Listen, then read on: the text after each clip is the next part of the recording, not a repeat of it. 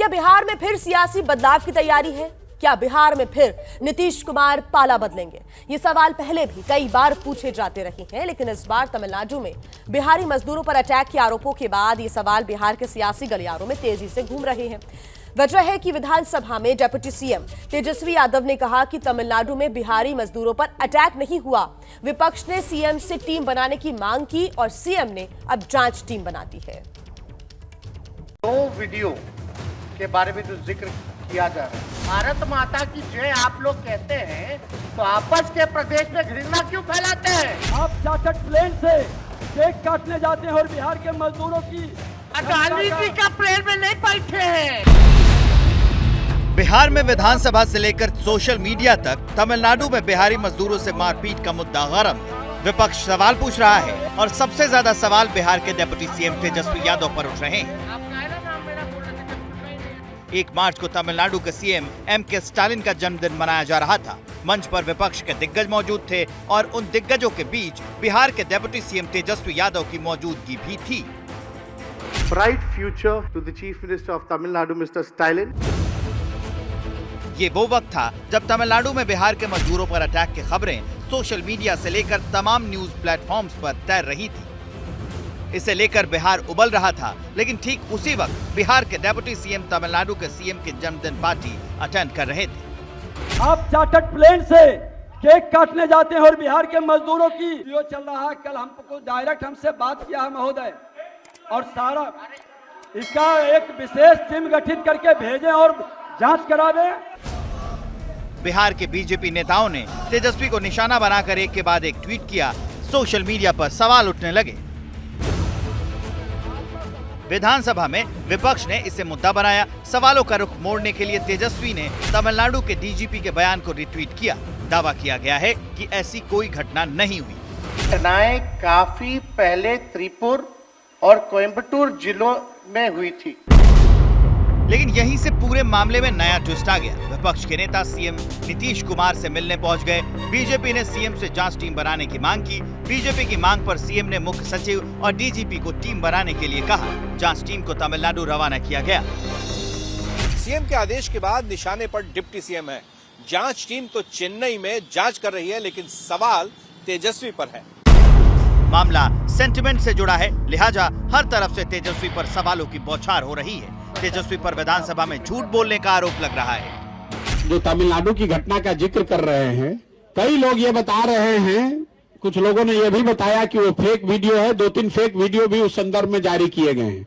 मैं विधानसभा का एक वक्तव्य देख रहा था, ये माननीय उप मुख्यमंत्री महोदय बता रहे थे कि ये सब गलत वीडियो है। मैं अभी 2 दिन रुका हुआ हूं, मैं उनको सही वीडियो भी जारी करूंगा। उन लोग को पहले बोल लेने दीजिए। सवालों से बचने के लिए अब तेजस्वी भी जांच रिपोर्ट आने पर कार्रवाई की बात कर रहे हैं, लेकिन जब तक तेजस्वी डैमेज कंट्रोल करते, नुकसान हो चुका था। सवाल यह है कि आखिर तेजस्वी ने विधानसभा में इस घटना को गलत क्यों बताया, और फिर तेजस्वी के बयान के बाद आखिर नीतीश कुमार ने जांच टीम गठित करने के आदेश क्यों दिए। ये सवाल बिहार की राजनीति में चर्चा में है। इन सवालों के जरिए फिर वही चर्चा होने लगी है कि क्या बिहार में फिर आरजेडी जेडीयू का तलाक होगा? क्या फिर नीतीश पाला बदलेंगे, या अपने एक दांव से नीतीश ने तेजस्वी का तेज फीका कर दिया और खुद बिहार के और बिहार के बाहर काम करने वाले मजदूरों के हीरो बन गए? पटना से प्रकाश कुमार के साथ ब्यूरो रिपोर्ट। बड़ी खबर आपको बता दें, चिराग पासवान कल तमिलनाडु जाएंगे। चेन्नई में बिहारी मजदूरों से मुलाकात करेंगे चिराग पासवान। तमिलनाडु के राज्यपाल से भी चिराग पासवान की मुलाकात संभव मानी जा रही है। बिहारी मजदूरों को लेकर राज्यपाल को ज्ञापन सौंपेंगे चिराग पासवान। चिराग पासवान कल तमिलनाडु पहुंचेंगे और यहां बिहार के मजदूरों से वो बातचीत करेंगे, मुलाकात करेंगे। साथ ही तमिलनाडु के राज्यपाल से भी मुलाकात करेंगे चिराग पासवान। ज्यादा जानकारी के साथ हमारे सहयोगी प्रकाश हमारे साथ जुड़े हुए हैं। प्रकाश, लगातार एक तरफ तो सियासत हो रही है, दूसरी तरफ अब ये जानकारी मिल रही है कि चिराग पासवान कल तमिलनाडु पहुंचेंगे। क्या अपडेट? बिल्कुल, ये साफ है कि चिराग पासवान पिछले 2 साल से लगातार बिहार में हर कोने में जा रहे हैं जहां भी कोई घटना हो रही है, और कोई कसर नहीं छोड़ रहे हैं महागठबंधन के नेताओं पर वार करने के लिए, खास तौर से नीतीश कुमार पर निशाना साधते हैं। ऐसे में तमिलनाडु जाकर के चेन्नई में वहां पर मजदूरों से मुलाकात करना, और मुलाकात के बाद प्रेस कॉन्फ्रेंस भी करना, तो जाहिर है कि ये बताता है कि इस मामले को सिर्फ यही नहीं छोड़ा जाएगा, बल्कि इसे बिहार में और भी आगे ले जाया जाएगा। यहाँ तक कि चुनावी मुद्दा भी बनाया जा सकता है। आपने देखा कि प्रशांत किशोर भी लगातार इस मामले पर मुखर हैं, एक के बाद एक ट्वीट कर रहे हैं। ऐसे में चिराग पासवान भी सामने आ रहे हैं, तो जाहिर है कि इस मामले को और भी आगे बढ़ाया जाएगा। जी बिल्कुल प्रकाश, पूरी नजर बनाकर रखिए आप खबर पर। फिलहाल शुक्रिया तमाम जानकारी के लिए। तो देखिए, चिराग पासवान कल तमिलनाडु जाएंगे और विपक्षी पार्टियां लगातार इस मामले को लेकर सरकार को घेर रही हैं। कल राज्यपाल को ज्ञापन भी सौंपेंगे चिराग। बात कर लेते हैं सरहद पार के मुल्क पाकिस्तान की, जहां गृहयुद्ध के हालात बनने लगे हैं। इस्लामाबाद में पुलिस पूर्व प्रधानमंत्री इमरान खान को गिरफ्तार करने उनके घर तक पहुंच गई है, तो दूसरी तरफ हर तरफ से कर्ज लेने में नाकाम रहने पर शहबाज शरीफ ने अब कतर के दर पर घड़ियालू आंसू बहाने का फैसला कर लिया है। कतर में दुनिया के सबसे गरीब देश जुट रहे हैं और खास बात यह है कि इनमें पाकिस्तान का नाम नहीं है। बावजूद इसके शहबाज शरीफ आखिर कतर क्यों जा रहे हैं, इस रिपोर्ट में आपको दिखाते हैं।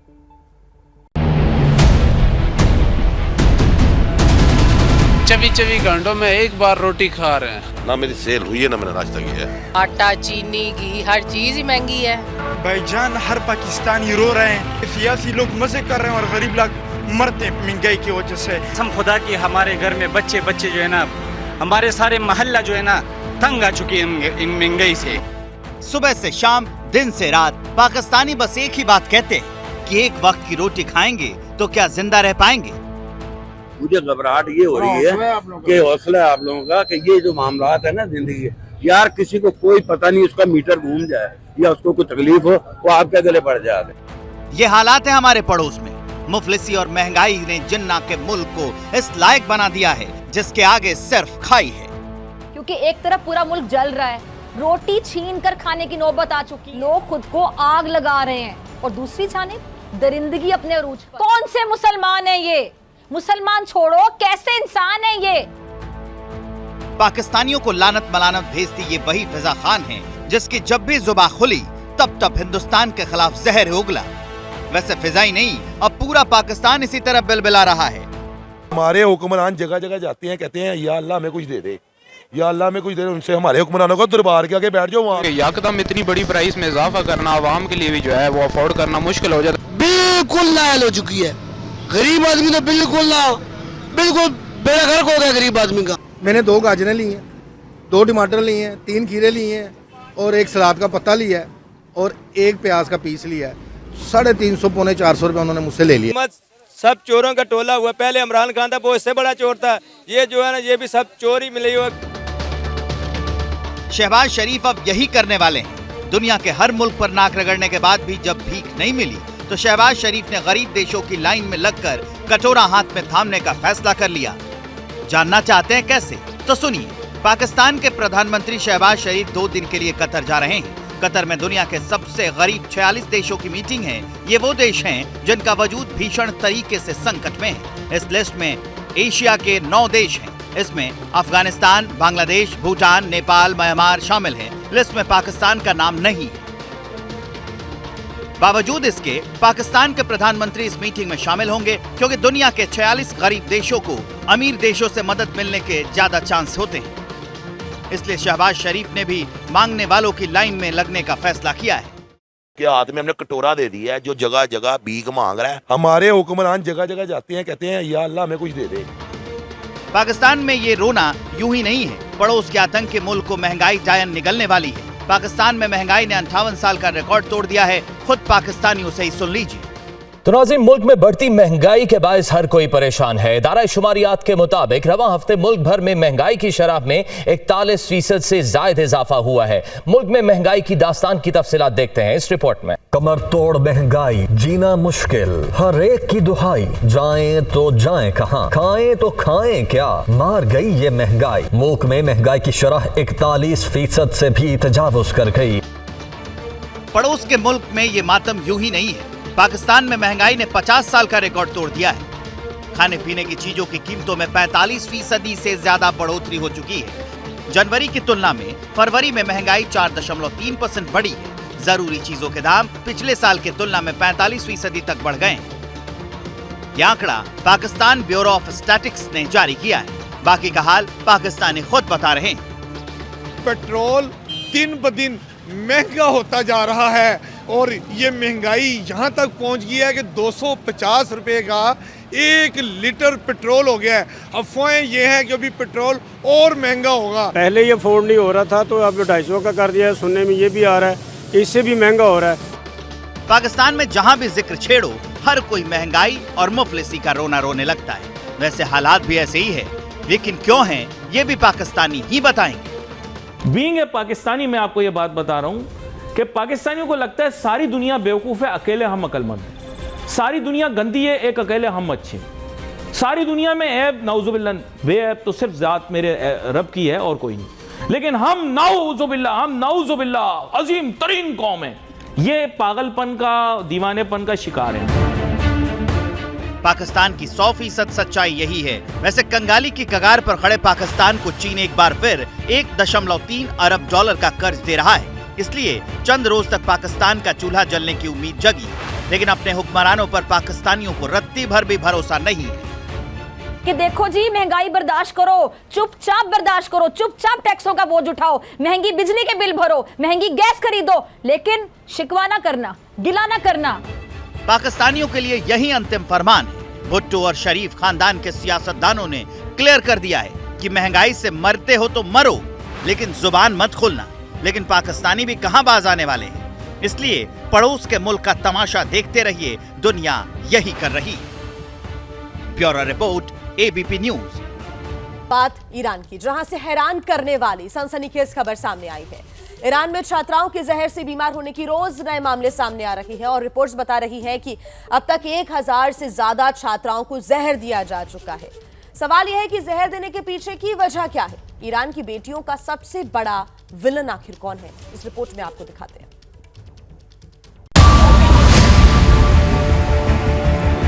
Education is compulsory in Iran. Girls represent the majority of students in its universities. कट्टरता का कहर, ईरान में बेटियों को जहर।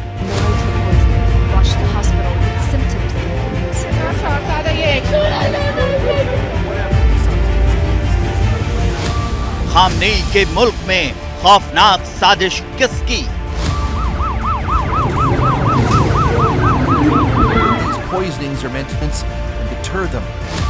तालीम के दुश्मन, बेटियों का विलन कौन?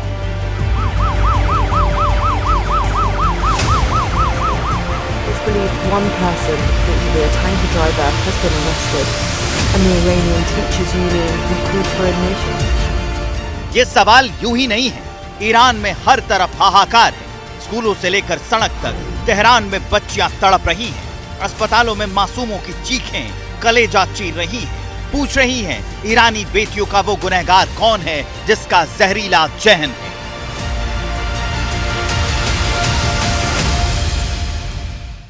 درد میکنه پاهم موقع رفتن که میلرزه وقتی بلند میشیم سرگیجه یا سری خیلی شدید بدن اصلا اجازه نمیده راه بری. ईरान के एक शहर का किस्सा नहीं है, सिर्फ तेहरान की बात नहीं है। ईरान के 31 शहरों में बच्चियों को जहर देने की बात सामने आई है। कहा जा रहा है कि छात्राओं को पढ़ने से रोकने के लिए उन्हें जहर दिया जा रहा है। ऐसा करने के लिए स्कूल में पानी में केमिकल्स मिलाए जा रहे हैं।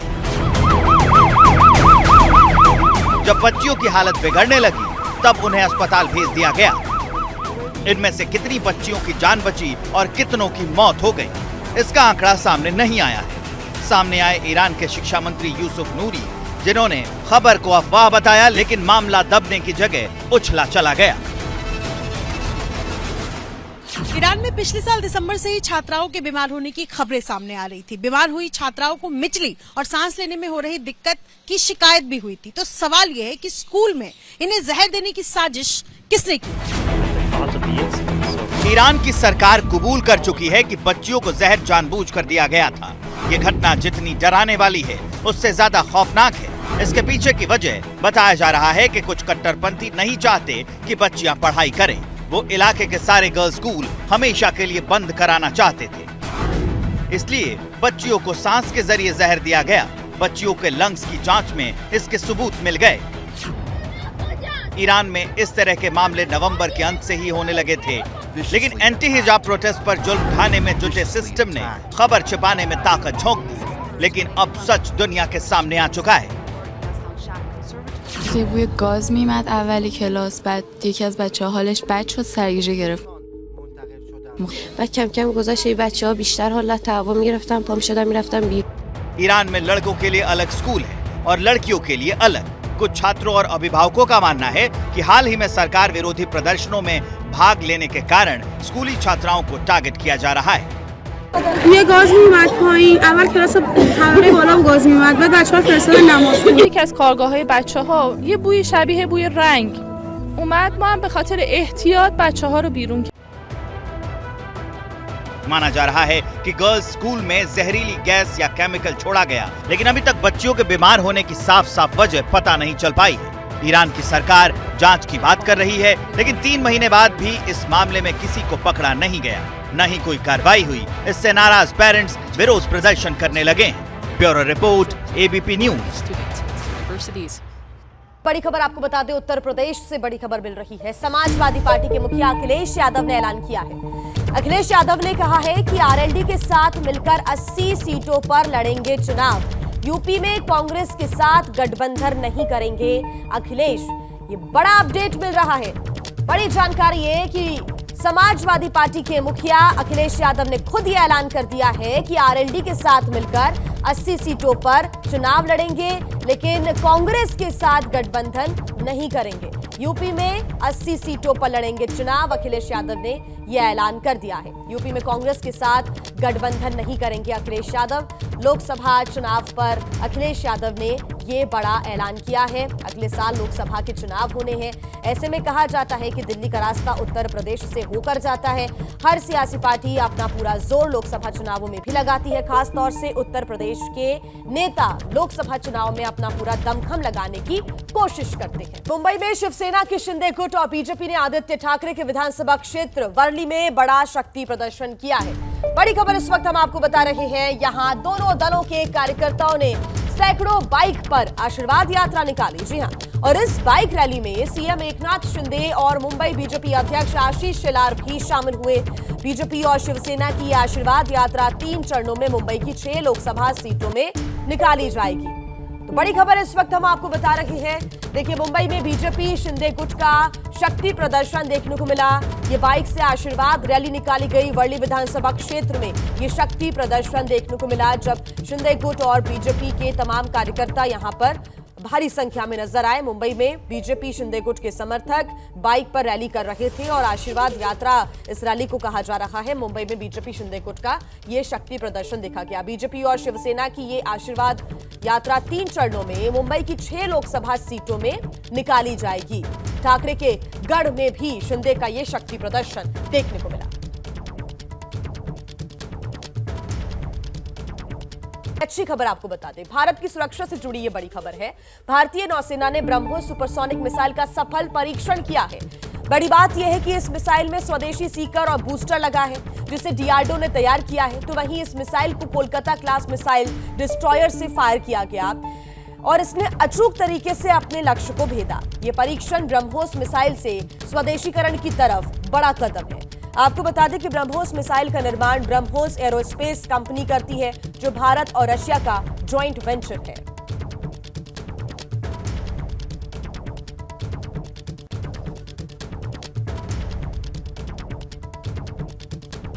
बड़ी खबर इस वक्त आपको बता दें, गृह मंत्री अमित शाह के घर जो बड़ी बैठक चल रही थी वो अब खत्म हो चुकी है। पूर्वोत्तर राज्यों में सरकार गठन को लेकर ये बैठक चल रही थी।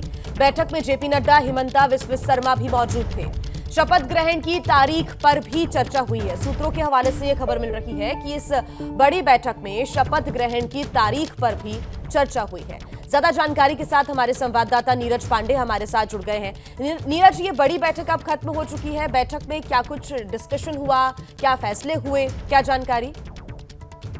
देखिए, इस बैठक में कई महत्वपूर्ण मुद्दों पर चर्चा हुई। नॉर्थ ईस्ट में 3 राज्यों में सरकार का गठन होना है। सबसे बड़ी चीज है त्रिपुरा में सरकार रिपीट हुई है। तो त्रिपुरा में सरकार के गठन में मुख्यमंत्री कौन होगा, मंत्री कौन होंगे, शपथ ग्रहण का क्या स्वरूप होगा, कौन कौन लोग जाएंगे, इन सब विषयों पर चर्चा होगी। माना यह भी जा रहा है कि प्रधानमंत्री नरेंद्र मोदी भी जा सकते हैं त्रिपुरा। इसके अलावा नागालैंड और मेघालय के कार्यक्रम में भी प्रधानमंत्री जा सकते हैं, लेकिन ये अभी फाइनल प्रधानमंत्री कार्यालय को करना है। ये सारी बातें आज हुई। गृह मंत्री अमित शाह भी मेघालय और नागालैंड दोनों शपथ ग्रहण समारोह में जा रहे हैं। भाजपा के अध्यक्ष जा रहे हैं, जेपी नड्डा भी। तो इन सब विषयों पर आज चर्चा हुई है। शपथ ग्रहण के कार्यक्रम को लेकर एक विस्तृत प्लान तैयार हुआ है और अभी माना जा रहा है कल तक इसकी आधिकारिक रूप से घोषणा भी हो जाएगी, कौन कौन कब कब कहाँ कहाँ रहेगा। 7 तारीख की शाम को गृह मंत्री अमित शाह असम में एक पार्टी के पदाधिकारियों की मीटिंग भी करेंगे। तो बहुत सारे विषयों पर आज चर्चा हुई है। बहुत शुक्रिया आपका नीरज तमाम जानकारी के लिए। तो जो बड़ी बैठक चल रही थी वो अब खत्म हो चुकी है कई मुद्दों को लेकर, और खास तौर पर पूर्वोत्तर में जो चुनाव हुए उसको लेकर रणनीति बनाई गई है। कैम्ब्रिज यूनिवर्सिटी में अपने बयानों से सवालों में आए राहुल गांधी ने लंदन से फिर मोदी सरकार पर निशाना साधा है। राहुल गांधी ने पीएम मोदी पर देश का अपमान करने का आरोप लगाया। तो लंदन से उन्होंने पीएम मोदी पर भी देश का अपमान करने का आरोप लगाया है। राहुल ने फिर वही आरोप लगाया कि सरकार का विरोध करने वालों की आवाज दबाई जा रही है।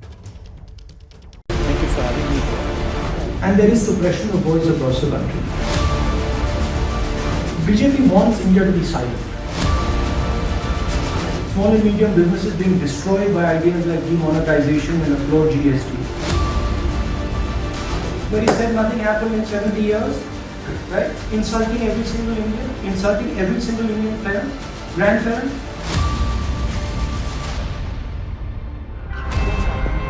कैम्ब्रिज में भाषण पर सवाल उठे, लेकिन राहुल गांधी के सुर नहीं बदले। कैम्ब्रिज के बाद राहुल गांधी लंदन में इंडियन जर्नलिस्ट्स एसोसिएशन के कार्यक्रम में पहुंचे, जहां भी उनके सुर तल्ख थे।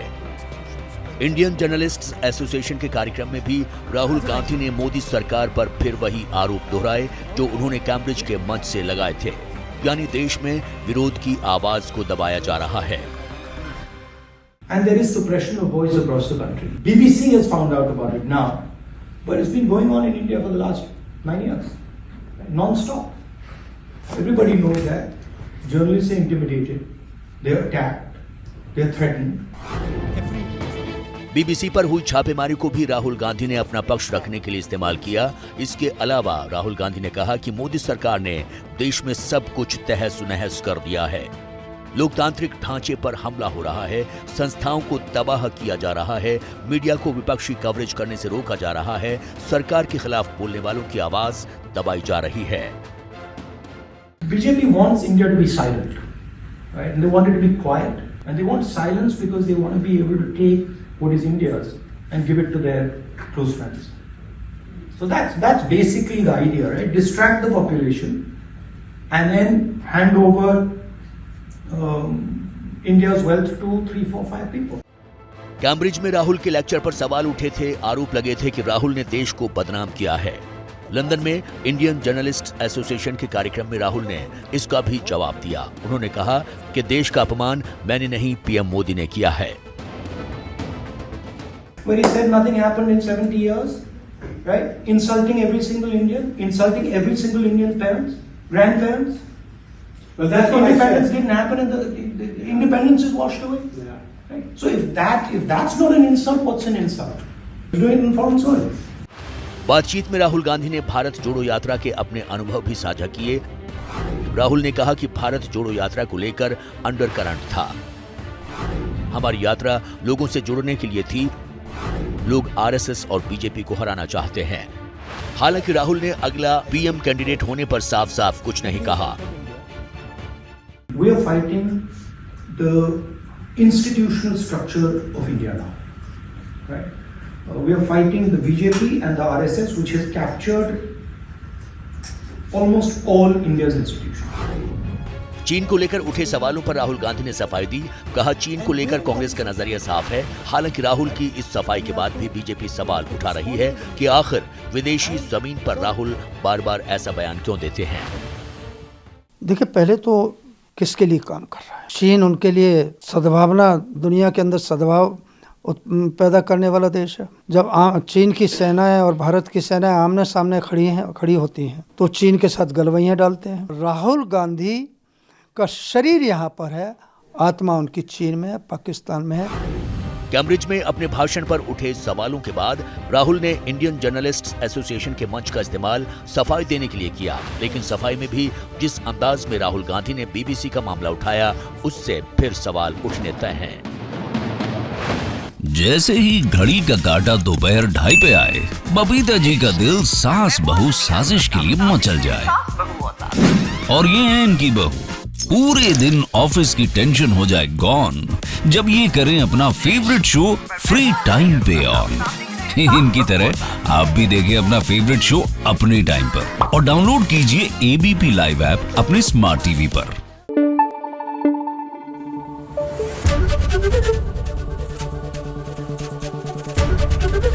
एबीपी न्यूज आपको रखे आगे।